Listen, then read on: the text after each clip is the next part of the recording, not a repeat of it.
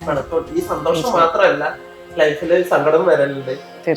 അങ്ങോട്ടും ഇങ്ങോട്ടും അടി കുറച്ചു നേരത്തെ ഞാൻ നോക്കുമ്പോ എന്റെ ചുറ്റും അമ്മ ചേച്ചി അച്ഛൻ എല്ലാരും ഒരേ സ്ലാങ്.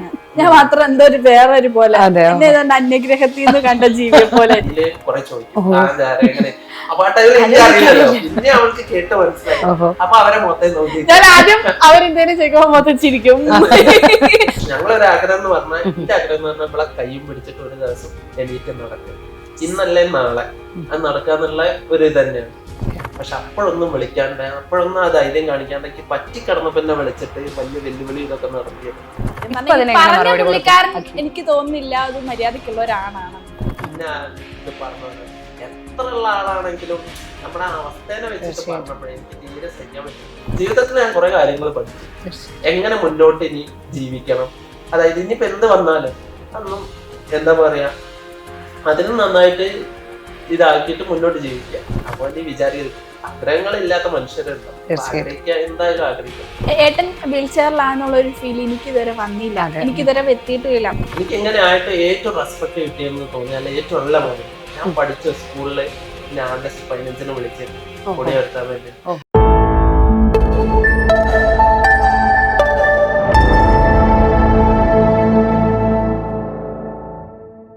ചെറിയൊരു ടോക്സിക് ആണോ അഖിൽ പറഞ്ഞ?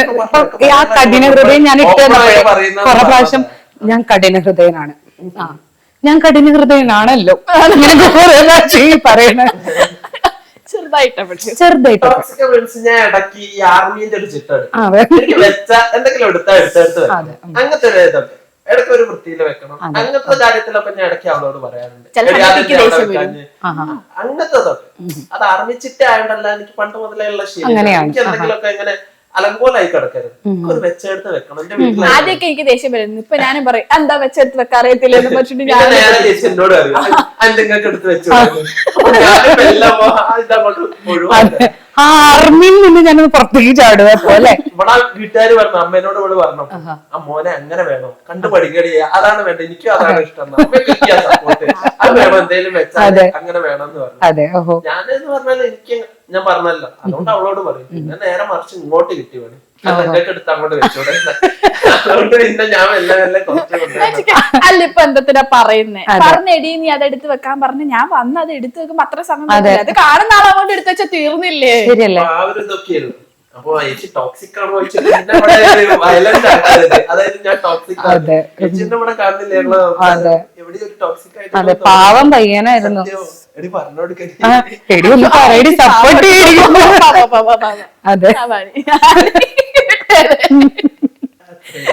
ഞങ്ങളെ ഒരു ഈ വൈബില് പക്ഷെ പറയാനുള്ളത് എന്താ, അടി ഉണ്ടാവലുണ്ട്, പണത്തോട് ഈ സന്തോഷം മാത്രമല്ല ലൈഫില് സങ്കടം വരലുണ്ട്. അങ്ങോട്ടും ഇങ്ങോട്ടും അടി കുറച്ചു ചെറിയൊരു സെക്കൻഡ്സിൽ ഉണ്ടാവാൻ പാടുള്ളൂ. സെക്കൻഡ് ഒന്നും പറയില്ല, കുറച്ചു നേരം ഞങ്ങൾ വഷളാക്കാം. ഞാൻ അങ്ങോട്ട് പോയിട്ടെ അപ്പൊ ഞാൻ അങ്ങോട്ട് ചെല്ലുമ്പോ പുള്ളിക്കാരൻ അത്ര നേരം ഇല്ലാത്തൊരു ഗൗരവം ഇല്ല, അങ്ങോട്ട് തിരിഞ്ഞേക്കും. അപ്പിക്ക് വാശിയാവും, പിന്നെ ഞാൻ വിടത്തില്ല മിണ്ടിപ്പിച്ചത്. ഏറ്റവും ഇതെന്ന് പറഞ്ഞാൽ എത്ര കച്ചാർത്താലും ഇവളെന്റെ ക്ഷമ ചോദിച്ചിട്ട് വരും. അതാ സത്യം. എനിക്ക് വാശിയാ, അവള് വരും കുറച്ചേരം വാശി കാണിച്ചു നോക്കും. അപ്പൊ ഞാൻ റിക്വസ്റ്റ് ചെയ്യണല്ലോ ലാസ്റ്റ് ഇവള് തന്നെ വരും. അപ്പൊ കുറച്ച് ഡിമാൻഡ് ചെയ്യാനോ. നിങ്ങൾ രണ്ട് ജില്ലക്കാരാണല്ലേ, കോഴിക്കോട് കൊല്ലം. കോഴിക്കോട് കൊല്ലം. ഈ സ്ലാങ് അപ്പൊ പ്രശ്നമാണോ? അതിപ്പോ എല്ലാവരും ചോദിച്ചത്. അന്ന് സ്ലാങ് പറഞ്ഞാൽ ഇവിടെ ഒത്തിരി മാറ്റം ഉണ്ടായിരുന്നു. ഇപ്പൊ ഇവള് തനി കോഴിക്കോട്ടുകാരെ ലാംഗ്വേജ് ആണ്. ഞാൻ കുറച്ചും കൂടെ സംസാരിക്കാൻ നോക്കുന്നത്. ഞാൻ ഇവിടെ തൊട്ടപ്പം മുതലേ പരിചയപ്പെട്ടപ്പോ ഞാൻ സംസാരിക്കാൻ നോക്കുന്നതാ. എന്ത് ഇവരെ സ്ലാങ് എനിക്ക് കുറച്ചും കൂടെ ഇതായി തോന്നി. ഞങ്ങളെ സ്ലാങ്ങും അങ്ങനെ താഴ്ത്തി പറയൊന്നല്ല, ഈ ഇമ്പള് ഈ അങ്ങനെയൊക്കെ പറയാം ഞങ്ങളെ കോഴിക്കോട്. അപ്പൊ അത് നല്ലത് തന്നെയാണ്. ഞാൻ ചെറുപ്പം മുതലേ അതന്നെയാ പറഞ്ഞു തുടങ്ങി. പക്ഷെ എനിക്ക് അവിടെ ആർമിയിൽ കുറെ ആലപ്പുഴക്കാരുണ്ട്, കുറെ ആൾക്കാരുണ്ട്. അപ്പൊ അവരെ സ്ലാങ് കേട്ടപ്പോ അതൊന്ന് പറഞ്ഞു തുടങ്ങിയാലോ എന്നുള്ളത്. പിന്നെ എങ്ങനെ സംസാരിക്കണം. വീട്ടിൽ വന്ന് ഞാൻ നീ എന്നൊക്കെ പറയുമ്പോ എന്റെ കസിനൊക്കെ എന്നെ കളിയാക്കും. എന്താ ഈ പറഞ്ഞത്, നീയോ പറയുന്ന തുടങ്ങി. അപ്പോഴൊക്കെ ഇവള് ഉണ്ടായിരുന്നു, അത് അവർക്ക് അറിയില്ല. കൊല്ലംകാരെങ്ങനെയാ പറയാറ്? ഞാൻ എന്നെ മാറ്റിയെടുത്ത് പറഞ്ഞിട്ട് ഇങ്ങനെ നീന്ന് നീന്ന് നീ നമ്മൾ ഈ എന്ന് പറയാം അവിടെ വരിക നീ പ്രോപ്പർ ആയിട്ട് വരും അവർ അവൾ അങ്ങനെ നമ്മള് ഓള് ഈ ഓന്റെ, ഓടെ, അപ്പൊ അതുകൊണ്ട് ഞാൻ ഇവളോട് പിന്നെ അങ്ങനെ സംസാരിക്കാൻ പഠിച്ചു വന്നു. അതായത് ഇവൾ നീ അങ്ങനെ കുറെ ശ്രമിക്കും, നല്ല ഇടയ്ക്കൊക്കെ പോകും. അപ്പൊ വീട്ടിൽ വരുമ്പോ എനിക്ക് എന്തോ ഒരു പോലെ ബാക്കിയുള്ളവരോട് നീ പോയി അപ്പൊ അവരും തോന്നുന്നു നീയോ, ഞാൻ അങ്ങനത്തെ ഒരു ഇത് സംസാരിക്കാൻ കൊണ്ടുവരുന്നു. അപ്പൊ കുറെ മാറി വരുന്നു, മാറ്റം വരുന്നുണ്ട്. മാറ്റം വരുന്നു. ഏതിലേക്ക് ചായവ് എന്നിട്ടുള്ളത്?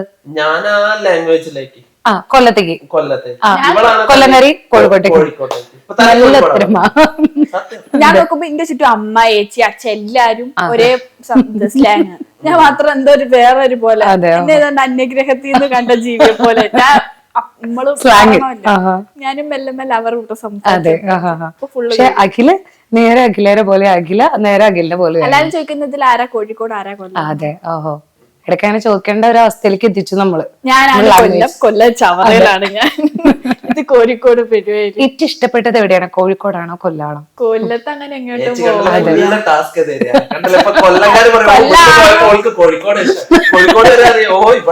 കോഴിക്കോട്. അതായത് എനിക്ക് കോഴിക്കോട് ഭയങ്കര ഇഷ്ടമാണ്. കാരണം നല്ല ഭംഗിയുള്ള സ്ഥലമാണ്.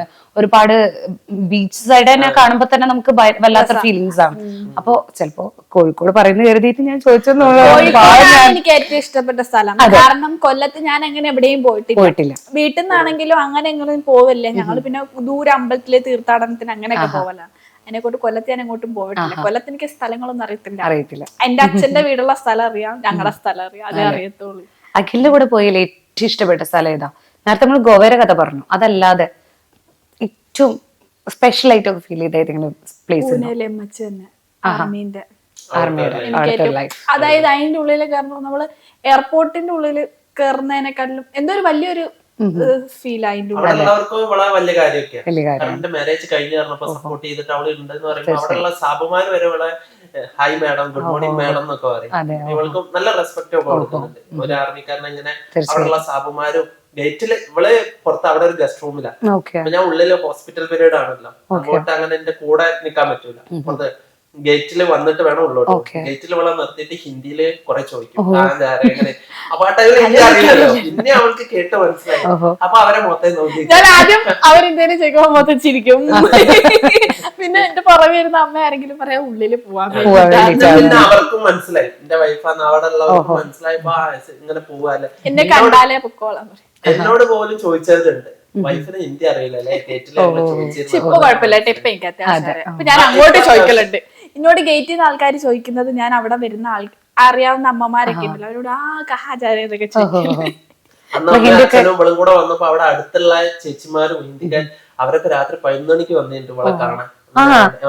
നമ്മള് ഇതാണ് 11 മണിക്ക് കഥ നോക്കിയ ഞാൻ ഉറങ്ങിക്കിടന്ന് ഞാൻ അമ്മ വിളിച്ചെടുത്തിട്ട് കഥ തുറന്നപ്പോ എല്ലാരും പേടിച്ചു പോയിക്കാൻ. അവരോടൊക്കെ സംസാരിക്കും.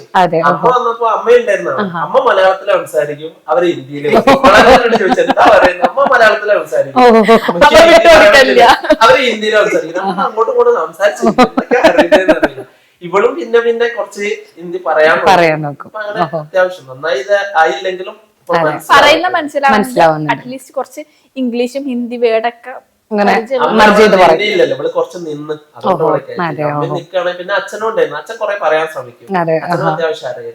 അവിടെ വന്ന് നിന്നിട്ട് കുറെ അച്ഛൻ്റെ വേർഡ്സ് പറയാൻ ശ്രമിച്ചിട്ട് അച്ഛനും കുറെയൊക്കെ സംസാരിച്ചു. അടിപൊളി. ഇനിയത്തെ ഫ്യൂച്ചർ എങ്ങനെ പോകാനാണ് ആഗ്രഹം? ഇത് തന്നെ അടിച്ചു പൊളിച്ചങ്ങോട്ട് പോവാ. ഈ ഒരു ലെവലില് മെയിൻറ്റെയിൻ ചെയ്യാ, താഴോട്ടും പോവരുത്, താഴോട്ടും പോവരുത്. ഞങ്ങളെ ചില്ല്. ഞങ്ങളൊരു ആഗ്രഹം എന്ന് പറഞ്ഞാൽ, എന്റെ ആഗ്രഹം എന്ന് പറഞ്ഞാൽ നമ്മളെ കയ്യും പിടിച്ചിട്ട് ഒരു ദിവസം എണീറ്റ് നടക്കുക, ഇന്നല്ലേ നാളെ അത് നടക്കാന്നുള്ള ഒരു ഇത് തന്നെയാണ്. ഇവിടെ എന്നോടും പറഞ്ഞിട്ടുണ്ട് നിങ്ങളെ എന്തായാലും ഞാൻ നടത്തിക്കുന്നു. പിന്നെ ഞങ്ങളൊരു ആഗ്രഹം എന്ന് പറഞ്ഞാൽ ഒരു കുട്ടിയൊക്കെ ആയിട്ട് ഇവള് പറഞ്ഞിട്ട് ആ കുട്ടീനെ കൈ പിടിച്ചിട്ട് നിങ്ങൾ നടത്തിക്കണം എന്ന് എന്നോട് പറഞ്ഞത്. ഞാനും പറഞ്ഞു നീ എന്നെ നടത്തിയെങ്കിൽ തീർച്ചയായും ആ കുട്ടീന്റെ കൈ പിടിച്ച് ഞാൻ എന്നെ നടത്തിക്കുന്ന തോന്നുന്നു. അപ്പൊ ഇതൊക്കെയാണ് ഞങ്ങൾ ആഗ്രഹം. അപ്പൊ ഫ്യൂച്ചറിലേക്ക് കുറെ പ്ലാനും ആഗ്രഹം വെച്ചിട്ട് ഒരു കാര്യമില്ല ഞാൻ മനസ്സിലാക്കി. എനിക്ക് ആർമിയിലുള്ളപ്പോ എന്തൊക്കെ ഫ്യൂച്ചർ പ്ലാൻ ഉണ്ടായിരുന്നു, അങ്ങനെ നടക്കണം ഇങ്ങനെ നടക്കണം. ഒക്കെ പ്ലാൻ ഉള്ളതാണ്. ഇപ്പൊ എന്റെ അച്ഛന് പോലും അങ്ങനത്തെ ഇതോ ആഗ്രഹമില്ല. കാരണം അച്ഛനും എന്റെ ഈ മാരേജും ഒക്കെ പറഞ്ഞാല് വലിയ ആഗ്രഹമുള്ള ഒരാളായിരുന്നു. 24 വയസ്സായപ്പോഴേ എന്നോട് പറഞ്ഞ കാര്യമായിരുന്നു മാരേജിന്റെ ഒക്കെ. അപ്പൊ ഞാൻ അന്ന് അമ്മയും പറഞ്ഞു 24 വയസ്സായിട്ടല്ലല്ലോ ഇപ്പോഴേ അവന് കല്യാണം എന്നൊക്കെ പറഞ്ഞ അങ്ങനെ പോയതാ. അപ്പൊ കുറെ സ്വപ്നങ്ങളൊക്കെ അച്ഛനും ഉണ്ടായിരുന്നു, എന്റെ വീട്ടുകാർക്കും ഒക്കെ, എനിക്കും ഉണ്ടായിരുന്നു. അങ്ങനെ ചെയ്യണം, ഇങ്ങനെ നടക്കണം ഒക്കെ. അപ്പോ ആ ഒരു നിമിഷം കൊണ്ട് വീണ നിമിഷം ഞാൻ വീൽ ചെയറിലായപ്പം തൊട്ട് ഞാൻ മനസ്സിലാക്കിയ കാര്യം, ചേച്ചിയാണ് ആദ്യമായിട്ട് എന്നോട് ലവിന്റെ കാര്യം ചോദിക്കുന്നത്. അപ്പോ മുന്നേ ഉണ്ടായിരുന്നു ഞാൻ പറഞ്ഞത്. അപ്പൊ ഇതുവരെ പറഞ്ഞില്ലായിരുന്നു. ആ ഇതിലേക്ക് ഏറ്റവും ലൈഫിൽ ഇങ്ങനെ പറ്റിയതിനു ശേഷം ഞാൻ നന്നായി കരഞ്ഞു. എനിക്ക് ഇത് പറ്റിയതിനെക്കാട്ടും വിഷമം തോന്നിയ ഒരു ഇത് ഞങ്ങൾ അങ്ങനെ പറയാതിരുന്ന ഒരു കാര്യമായിരുന്നു. ഞാൻ ഇതുവരെ ഒരു ഇതിലും പറഞ്ഞില്ല, ഇന്റർവ്യൂലും എന്നോട് ആരും ചോദിച്ചതും ഇല്ല. അതായത് എനിക്ക് അവരെ ഭാഗത്തുനിന്ന് ഒരു കസിന് എന്നെ വിളിച്ചിട്ടുണ്ടായിരുന്നു എനിക്കിത് പറ്റിയതിനു ശേഷം. അതിന് മുന്നേ അറിയായിരുന്നു എന്റെ കാര്യമൊക്കെ. പക്ഷെ അപ്പോഴൊന്നും വിളിക്കാണ്ട്, അപ്പോഴൊന്നും ആ ധൈര്യം കാണിക്കാണ്ട് എനിക്ക് പറ്റിക്കിടന്നപ്പോ എന്നെ വിളിച്ചിട്ട് വലിയ വെല്ലുവിളി ഇതൊക്കെ നടത്തിയിരുന്നു. കാരണം എന്നെ കൊണ്ടൊന്നും ചെയ്യാൻ പറ്റൂല എന്ന് തോന്നിയ നിമിഷത്തില് എന്നോട് പറഞ്ഞപ്പോ എനിക്ക് ആ തീരെ താങ്ങാൻ പറ്റിയില്ലായിരുന്നു. എന്നെ വിളിച്ചിട്ട് ഇങ്ങനെ വീൽചെയറിലുള്ള നീയാണോ കല്യാണം ആലോചിക്കാൻ പോകുന്നത്, നിനക്ക് ഒരു വീട്ടിൽ കയറി ചെന്ന് പെണ്ണ് ചോദിക്കാനുള്ള ആ ഇതുണ്ടോന്നൊക്കെ എന്നെ വിളിച്ചത്. നീ ആദ്യം ഒന്ന് നീറ്റ് നിക്കാൻ നോക്ക്, എന്നിട്ടല്ലേ പെണ്ണ് കെട്ടുക, അല്ലെ പെണ്ണ് ചോദിക്കാന്ന്. അങ്ങനത്തെ ഡയലോഗ് എന്നോട് പറഞ്ഞു. അപ്പൊ ആരാന്ന് എനിക്ക് ആദ്യം മനസ്സിലായില്ലായിരുന്നു. പിന്നെയാണ് കസിന ഞാൻ പിന്നെ അറിഞ്ഞതാ. ആരാന്നൊക്കെ ചോദിച്ചപ്പോ അവൻ പറയുന്നില്ല.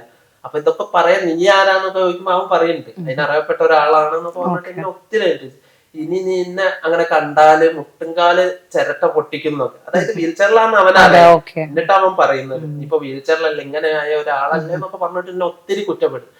ഇപ്പൊ ഉണ്ടായിട്ട് ഫീൽ എന്ന് പറഞ്ഞാൽ അവനോട് മറുപടി പോലും കൊടുക്കാൻ പറ്റാത്ത അവസ്ഥ. പറയാൻ പറ്റിയില്ല. അപ്പൊ എന്ന് പറഞ്ഞാൽ എനിക്ക് എന്റെ അവസ്ഥ ആലോചിച്ചിട്ട് അവൻ ഇങ്ങനെ കൂടെ കുറ്റപ്പെടുത്തിയപ്പോഴേ എനിക്ക് സഹിക്കാൻ പറ്റിയില്ല. എന്ത് ചെയ്യണം എന്നായിരുന്നു എനിക്ക് കരച്ചിലാ വന്നത്. പുള്ളിക്കാരി ഉള്ള സമയത്തല്ല, പുള്ളിക്കാരി പോയതിന് ശേഷമാണ് അയാൾ വന്നിട്ട് ഇത് പറയുന്നത്. കാരണം അയാൾക്ക് അറിയാം മര്യാദക്ക് നടക്കുന്ന സമയത്ത് പറയുകയാണെങ്കിൽ അടി കിട്ടും. അതല്ല പറ്റത്തില്ല എന്നുള്ള ഒരു ഇത് മനസ്സിൽ ഉണ്ടായിട്ടാ അത് പറഞ്ഞത്. സത്യം പറഞ്ഞ പുള്ളിക്കാരൻ എനിക്ക് തോന്നുന്നില്ല അത് മര്യാദക്കുള്ള ഒരാളാണെന്ന്. പക്ഷെ അന്ന് മറുപടി ഞാൻ അല്ലാണ്ട് വേറൊരാൾ കൊടുത്തായിരുന്നു. എന്റെ അളിയെ എന്നിട്ട് എന്നെ വിളിച്ചിട്ട് സോറി വരെ പറഞ്ഞു. ഞാൻ അന്ന് പിന്നെ എനിക്ക് വേണേലും പോലീസിൽ കൊടുക്കുക, എനിക്ക് ഇങ്ങനെ പറയായിരുന്നു എന്റെ കാര്യം. പിന്നെ എന്തിന് അത് ഞാൻ വിട്ട്. അപ്പൊ എന്റെ അളിയൻ തന്നെ അവന് കൊടുത്തിട്ട് അവൻ എന്നെ വിളിച്ചിട്ട് ഏട്ടാ സോറി ഇങ്ങനെയൊക്കെ പറ്റിപ്പോയി പറഞ്ഞു പോയതാണ്, അപ്പത്തെ അതിൽ പറഞ്ഞു പോയതാന്നൊക്കെ പറഞ്ഞു. ഞാൻ പിന്നെ അവനെ മൈൻഡേ വെച്ചു, എന്തിനാ അവന്റെ അത് കേൾക്കാൻ എന്തിനാ. അപ്പൊ എനിക്ക് ഏറ്റവും എന്റെ ലൈഫിൽ ഇത് തോന്നിയത് ഞാൻ ഇങ്ങനെ ആയി കിടക്കുമ്പോ പിന്നെ ഇത് പറഞ്ഞ എത്ര ഉള്ള ആളാണെങ്കിലും നമ്മുടെ ആ അവസ്ഥേനെ വെച്ചിട്ട് പറഞ്ഞപ്പോഴേ എനിക്ക് തീരെ സഹിക്കാൻ പറ്റില്ല. കാരണം എന്നെ കൊണ്ടൊന്നും ചെയ്യാനും പറ്റുന്നില്ല. നടക്കുന്ന ടൈമിലാണെങ്കിൽ അവിടെ പോയിട്ട് കണ്ടിട്ട് അവനോട് പറയായിരുന്നു എന്താണോ അവന് പറയാനുള്ള വെച്ചാൽ മുഖത്ത് നോക്കി പറയാം. പക്ഷെ ഒക്കെ കഴിഞ്ഞപ്പോ അവനെ അപ്പോഴും തന്നെ വിളിക്കുന്നു. അപ്പോഴൊന്നും വിളിക്കാണ്ട് ഞാൻ വീണാണെന്ന് എന്നെ വിളിച്ചിട്ട് ആ ഡയലോഗ് കളിക്കപ്പോ എനിക്കിപ്പൊ അവനോട് എന്ത് പറയാനാ. അവ ഇത് കാണുന്നുണ്ടോന്നും കൂടെ എനിക്കറിയില്ല. അതുകൊണ്ട് അവനിപ്പോ ഞാൻ പറയേണ്ട ആവശ്യമില്ല. അവൻ കാണുകയാണെങ്കിൽ എന്റെ ലൈഫ് കാണുന്നുണ്ടല്ലോ ഞാൻ എങ്ങനെ നടക്കുന്ന ചില്ലാക്കിയിട്ട്. അപ്പൊ അവൻ എന്നോടൊരു കാര്യം പറഞ്ഞിട്ടുണ്ട്, നിനക്കൊക്കെ പെണ്ണ് കിട്ടുക അല്ലെങ്കിൽ നീ പോയിട്ട് ഒരു എങ്ങനെ ചോദിക്കുന്നു വീട്ടിൽ കയറി. അപ്പൊ വീട്ടിൽ കയറി ചോദിക്കും ഒന്നും വേണ്ടിയതല്ല. അപ്പൊ അവളെ വീട്ടിൽ പോയിട്ടുണ്ടായിരുന്നു, അവിടുന്ന് ഫുഡൊക്കെ കഴിച്ചിട്ടാ വന്നത്. അപ്പൊ എനിക്കും അതിനുള്ള അർഹത ഉണ്ടെന്ന് അവന് മനസ്സിലായി. അവന്റെ വീഡിയോ ഒക്കെ കാണുകയാണ്. അത്രയൊക്കെ പറയുള്ളൂ. എന്റെ ലൈഫ് തന്നെയാണ് കണ്ടോ എന്നാണ് അവന് കൊടുക്കാനുള്ള ഞങ്ങൾ ഇത്ര നാളത് പറയേണ്ടിരുന്നു. ചേച്ചി അത് ചോദിച്ചോണ്ട് ഞാൻ പറഞ്ഞു. അല്ലേ പറയേണ്ട. ജീവിതത്തിൽ ഞാൻ കുറെ കാര്യങ്ങൾ പഠിച്ചു, എങ്ങനെ മുന്നോട്ട് ഇനി ജീവിക്കണം. അതായത് ഇനിയിപ്പോ എന്ത് വന്നാലും അതൊന്നും എന്താ പറയാ അതിന് നന്നായിട്ട് ഇതാക്കിയിട്ട് മുന്നോട്ട് ജീവിക്കുക, അടിച്ചു പൊളിക്കുക. അപ്പൊ ഓവർകം ചെയ്യുക, അത്ര തന്നെ. അപ്പൊ അത് ഞാൻ ജീവിതത്തില് പഠിച്ച കാര്യമാണ്, എന്നെ പഠിപ്പിച്ച കാര്യമാണ്. അതായത് പഠിപ്പിച്ച പറഞ്ഞാല് ഇങ്ങനെ ആയോണ്ട് ആ സ്വയം തന്നെ ഞാൻ പഠിച്ചു ജീവിതത്തെ നീ എങ്ങനെ നേരിടണമെന്ന്. അപ്പോ ഞാനും പിന്നെ അങ്ങനെ ചില്ലായിട്ട് ജീവിക്കാൻ പഠിച്ചു തുടങ്ങി. ഇനിയിപ്പോ ഞങ്ങളെ ഫ്യൂച്ചർ പ്ലാന് വെച്ചാൽ ഞങ്ങളുള്ള ഒരു ആഗ്രഹമാണ് ഇന്നല്ലേ നാളെ എണീറ്റ് നടക്കണം. ബാക്കിയൊന്നും നമ്മളെ കയ്യിലല്ല. അപ്പൊ നീ വിചാരിക്കും ആഗ്രഹങ്ങളില്ലാത്ത മനുഷ്യരുണ്ട്. ആഗ്രഹിക്കുക, എന്തായാലും ആഗ്രഹിക്കുക. ആഗ്രഹമുണ്ട്, പക്ഷെ ഒക്കെ നടക്കണമെന്നില്ലല്ലോ. ഞങ്ങളെ ഏറ്റവും വലിയ ആഗ്രഹം എന്ന് പറഞ്ഞാൽ കൈപിടിച്ച് നടക്കുക ഇന്നല്ലേ നാളെ. അതാണ് ഏറ്റവും വലിയൊരു ആഗ്രഹം.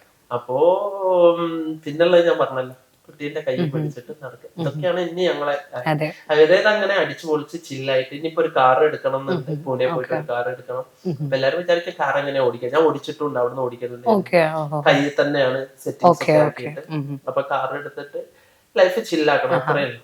അപ്പൊ നടക്കുന്നവരെ എങ്ങനെയാണോ അതേപോലെ അടിച്ചു പൊളിച്ച് ജീവിക്കും. ഇപ്പൊ വിചാരിച്ചകൾ നല്ല വൈബില് പോവാനായിട്ട് പറ്റട്ടെ അല്ലേ?